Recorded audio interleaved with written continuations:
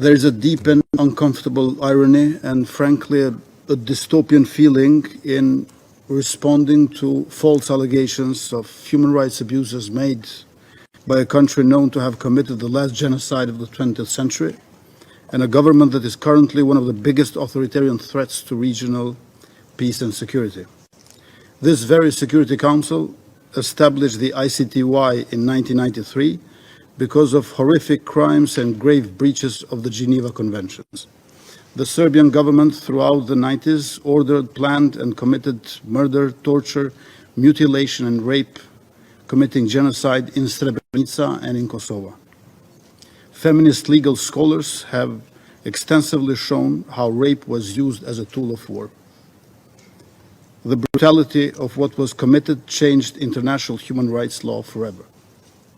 Out of this misery, Kosovo emerged from the war as a symbol of the fight for dignity and the triumph of human rights. In the last 3 years, our economy has surged, with 6.2% average growth, doubled foreign direct investments and exports, and a two-thirds rise in tax revenues without substantial fiscal policy change.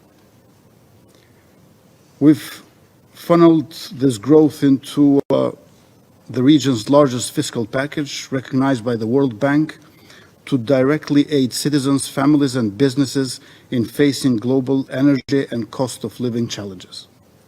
Kosovo is a success story of NATO intervention in the spring of 1999 and an inspiring lesson on how economic development and democratic progress can go hand in hand. This progress has been recognized by a number of international organizations. The 2023 Freedom House report ranks Kosovo first in the Western Balkans, second in Europe, and third globally for advancements in political rights and civil liberties. We improved by 22 places in just 2 years in the Reporters Without Borders World Press Freedom Index. Similarly, we jumped 21 places in the Transparency International's Corruption Perception Index since our government took office. Our growth and well-being are shared with minorities.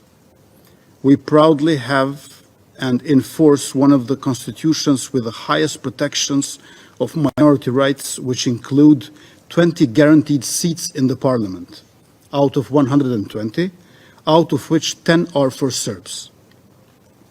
For perspective, the entire population of Kosovo is approximately 1.8 million, and the Serbian community is about 4% of it. Serbs in Kosovo also run 10 out of 38 municipalities, so over 25% of them. I now turn to the Central Bank of Kosovo's recent regulation on cash operations, which entered into force on February 1st. Let me be absolutely clear. The regulation does nothing to prohibit or prevent the government of Serbia from providing financial support to Kosovo Serbs. Any suggestion to the contrary is nothing more than false propaganda aimed at inciting ethnic tensions. The regulation seeks merely to ensure the transparency and legality of cash imported into Kosovo, in line with both our constitution and European Union monetary policy. The very same rules apply to all cash imports from any country, in any currency. They do not ban transfers of dinars from Serbia any more than they ban transfers of dollars from US, pounds from UK, or for that matter, lek from Albania.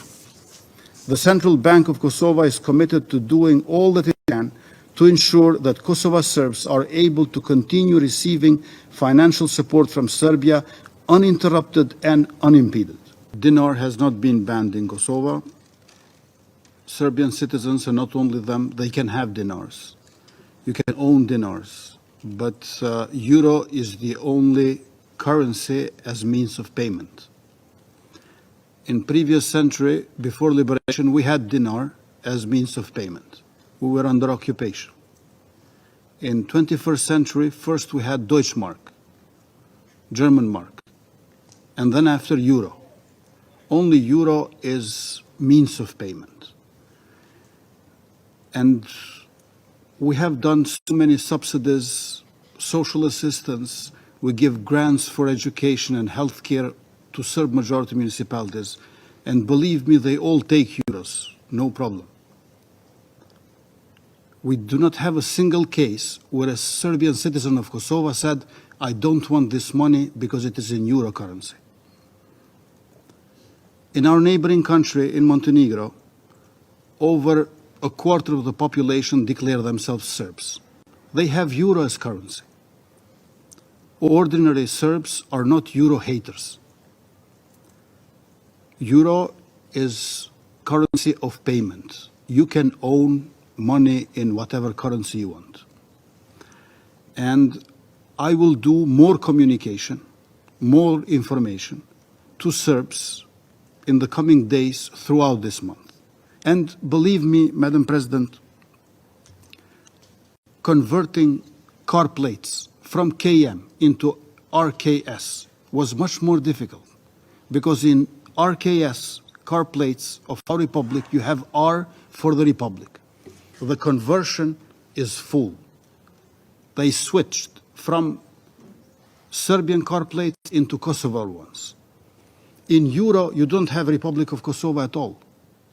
So if they switch from car plates, it's way more easier and logical to have faster and smoother conversion from dinar into euro as means of payment.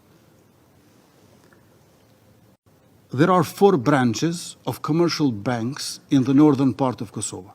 We have 10 commercial banks. 8 are foreign, 2 are Kosovar. 4 of these 10 commercial banks, they have branches in the north, which can be used for exchange. And there are 15 additional financial non-banking institutions for conversion. It has sent a letter to its counterpart, the National Bank of Serbia, proposing an agreement on the transfer of funds through legal and transparent means in full compliance with the new regulation. And our government is fully committed to ensure a smooth transition with sufficient time invested in education and information instead of imposing penalties for non-compliance. Citizens in the north of Kosovo, the overwhelming majority of whom are ethnic Serbs, are threatened day in and day out by such groups. Our Serb citizens face intimidation from criminal groups dictating their actions from protesting to voting.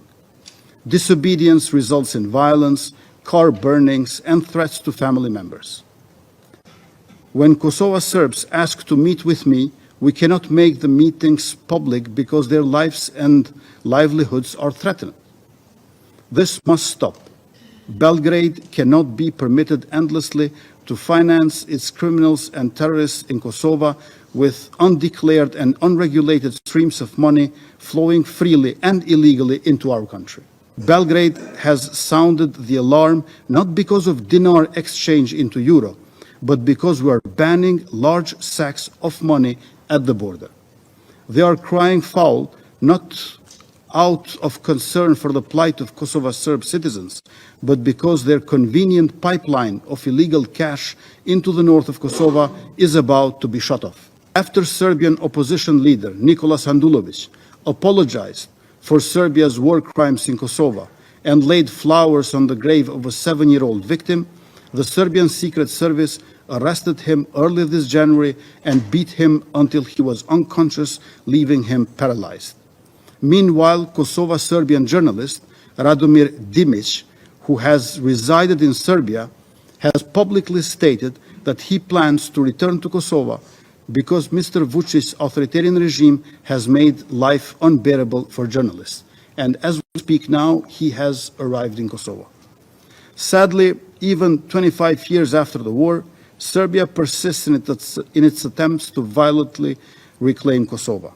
A glaring instance of this occurred on September 24th last year. Around 80 paramilitary troops, organized and supported by Serbia, launched an unprovoked attack on a Kosovo police patrol, resulting in the death of one police sergeant, Afrim Bunjaku, and injuries of 2 others. Despite the terrorist attempt to use innocent Serbian pilgrims as human shield in a monastery aiming to exploit any casualties for anti-Kosovo propaganda, our police force's professionalism averted civilian casualties.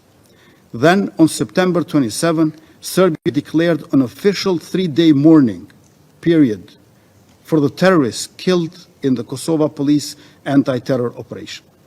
And you notice today that Mr. Vucic was recalling several Serbs being wounded or injured in different incidents, but he did not mention 3 killed Serbs. Why he did not mention them? Because he knows that they were terrorists which were financed, supported, orchestrated by him. That's why the 3 killed Serbs were not mentioned at all. And on September 29th, the White House National Security Council drew the world's attention to an unprecedented deployment of Serbian tanks, troops, and heavy artillery along the Kosovo-Serbia border. Only after US and other international pressure did Serbia finally draw down its forces. Meanwhile, Kosovo police discovered a disturbing set of documents left behind by the terrorists in their hasty retreat back to Serbia. The documents show that the September 24 attack had been part of a larger plan to violently annex the north of Kosovo via a coordinated assault on 37 distinct positions. A corridor was then to be established to enable a continuous supply of arms and troops from Serbia. In the subsequent months, Serbia has rejected international calls to extradite the terrorists to Kosovo or otherwise hold them accountable. The paramilitary leader of the September 24th attack, Milan Radojcic, the US and UK sanctioned former vice president of the Belgrade-sponsored political party in Kosovo, Lista Srpska, still roams free in Serbia, just as Serbia itself has thus far escaped international sanctions for its role in the attack. Radojcic has an outstanding arrest warrant by Interpol that was issued this past December and that Serbia has ignored.